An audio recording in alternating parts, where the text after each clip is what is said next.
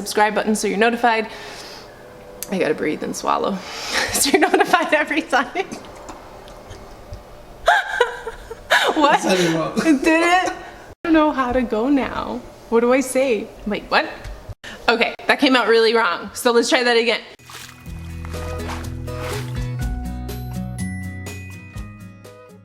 All right, so I'm gonna do shoulders and some back. Finally not a leg day. I've been neglecting upper body, but in my defense, you do work your upper body during leg day. So yeah, but I really gotta get my arms set, my shoulders set. I don't know why I'm not an upper body day person, even though it's easier than leg day. Maybe I like the hard work. I don't know, but we're gonna get started and yeah, work our way through.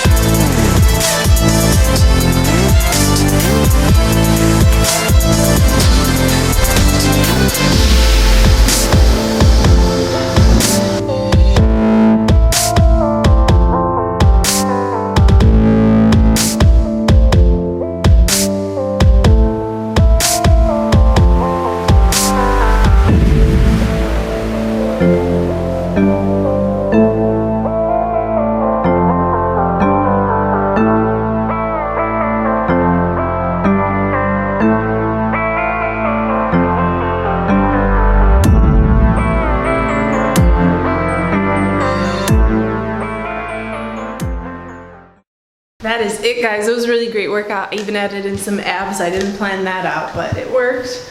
Haven't really done abs in a while, so I'm probably gonna be a big baby tomorrow and cry about it, but I'm happy I got it in. Poof it up too.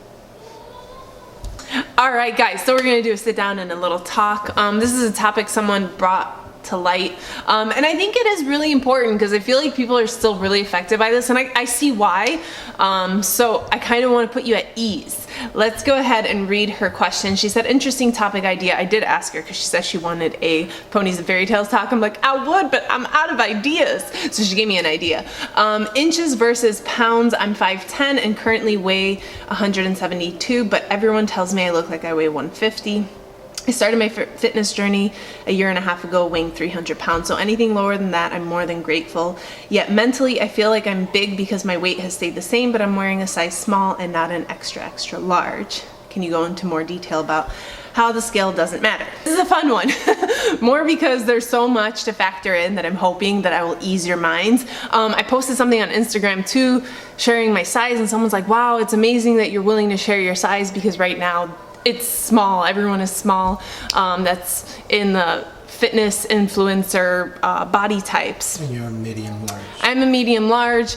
And so I told her I didn't realize how much people got affected by a size or the scale. And I'm hoping to change that for you guys. So there's a couple things to factor in. I wrote so I can have everything well organized, but there's a couple factors. Muscle is gonna be the number one that I'm always gonna push. And that's simply because if you are weightlifting, you are exchanging fat for muscle. Not literally, because you can't turn fat into muscle, but as you burn fat off, you are building muscle. That's what happens when you're weightlifting. And a lot of times they say when you first start a weightlifting journey, you will gain a little bit of water weight. And this is because your muscles are mostly made up of water. And so you're gonna see maybe a 3-4 pound gain. And sometimes a lot of people freak out at this point and then think they need to lower calories or do more cardio or whatever the case is, but that comes with weightlifting. So muscle is always gonna be a really big one. Water. Some people retain water a little bit more than others. It could be your time of month. It could just be just how your body works. You can fix that as easy as going to the sauna and sweating it all out. But water does play a huge role. And then there's another one, genetics. We all know genetics play a big role. You can have a girl who's my height and her measurements are all the same, we're very identical, but she has calves, unlike me. She has big muscular calves, and that'll add on pounds of weight due to the muscle that she has that I don't have. She could have longer hair than me, which adds more weight. You know, I'm not even kidding about that. Hair can add more weight. So does it make her fat and me skinnier? No, it just means she has a little bit more muscle in a place that I don't, and genetically she is capable to get more muscle there.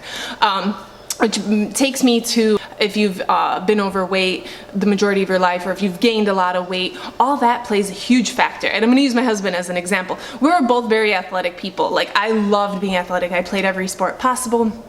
I always was up for the next activity to do, and he was the same way. Heck, when I met him, okay, I moved to Wheeling when I ran away from home. I never went back, but he was raised in Wheeling. That's what he knew. And we used to go, when we started dating, we used to go out. Everyone knew him as the soccer guy. Oh my God. Like, it didn't matter where we went, whether we went to go rent a movie, go get food, everyone's like, hey, Hugo, soccer guy. And I was like, wow, really? But anyways, make a long story short, he always was very fit, active, working out. He always wanted to get these big calves, but he was very slender. So genetics was against him there. He ended up gaining some weight due to surgery, back surgery he had, and he gained enough weight that he got calves. He developed that calf muscle because of the weight that he had gained. He lost a lot of the weight, but he still has those calves, which takes me to a point that with her, she was 300 pounds. Now at 300 pounds, you create muscle that I can never create doing squats. You know, you will create muscle around your ankles, muscle in areas that it needs. You need that muscle to hold that much weight.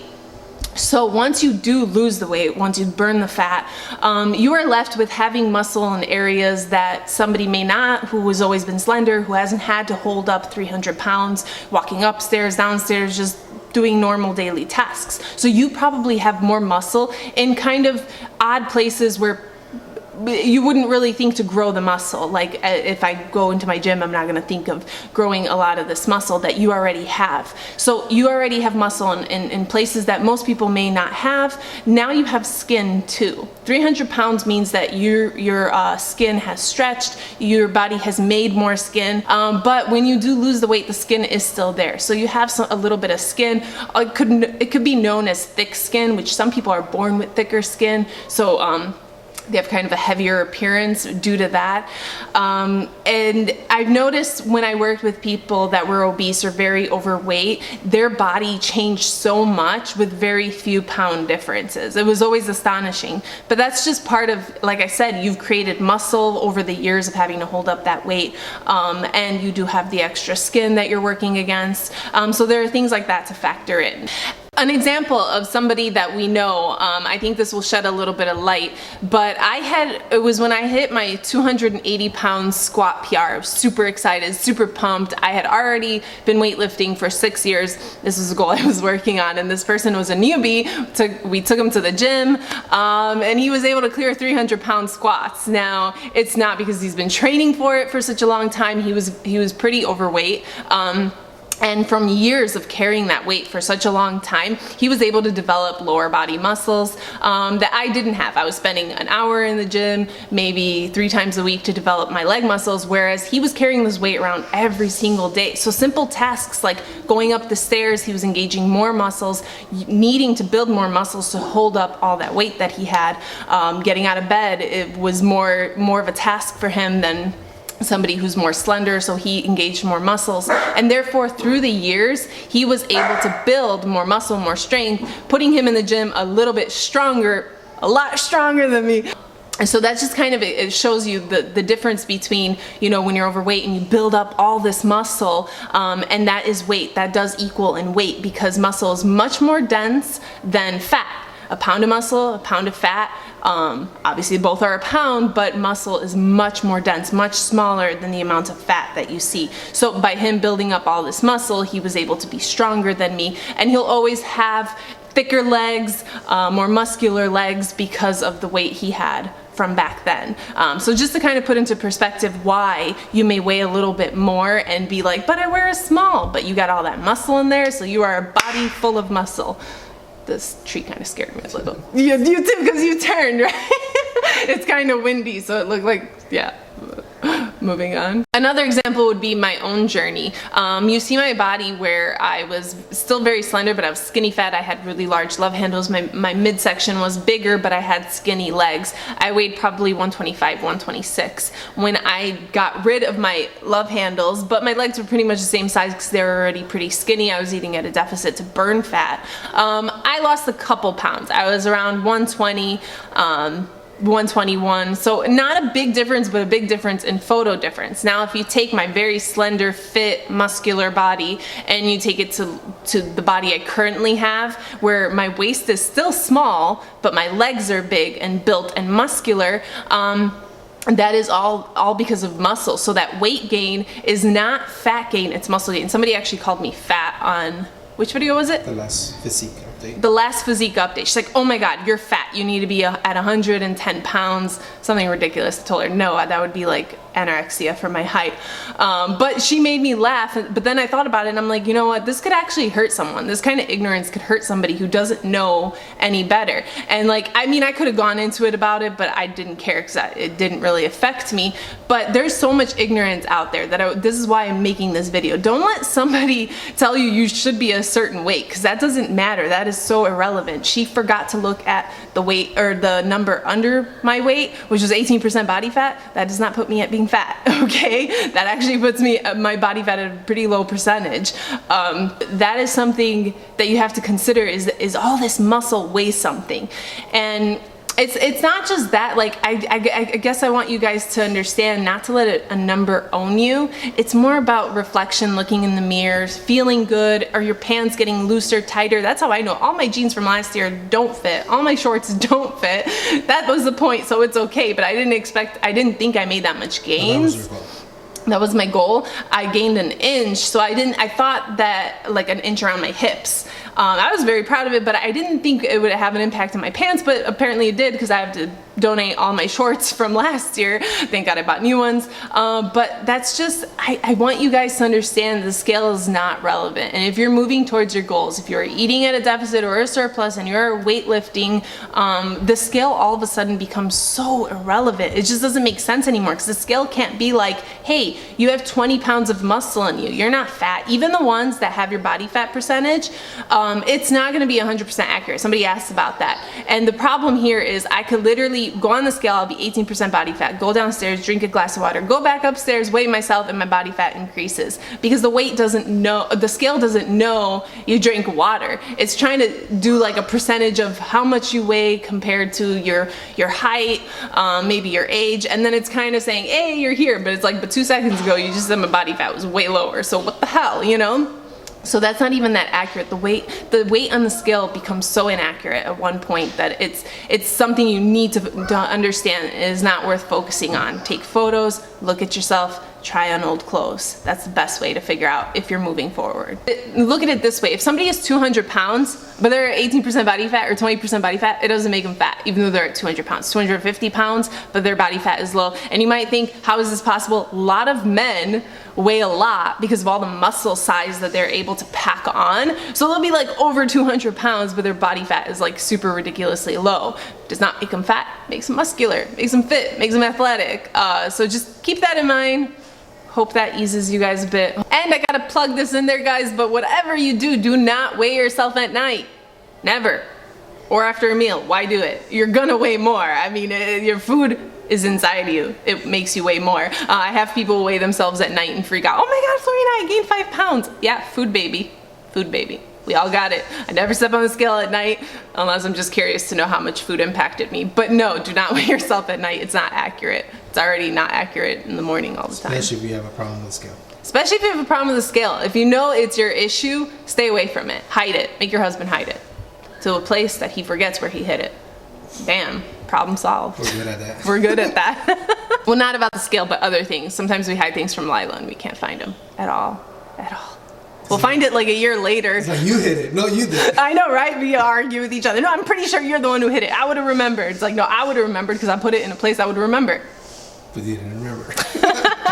Anyways, guys, we're gonna end the video here. If you enjoyed it, as always, give it a thumbs up. Be sure to be subscribed. Hit that little bell by the subscribe button so you're notified. I gotta breathe and swallow. So you're notified every time.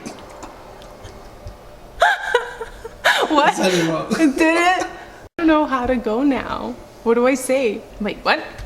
Okay, that came out really wrong. So let's try that again. Be sure to be subscribed. Hit that little bell right by the subscribe button so you're notified every time I post a video. And until next time, bye guys.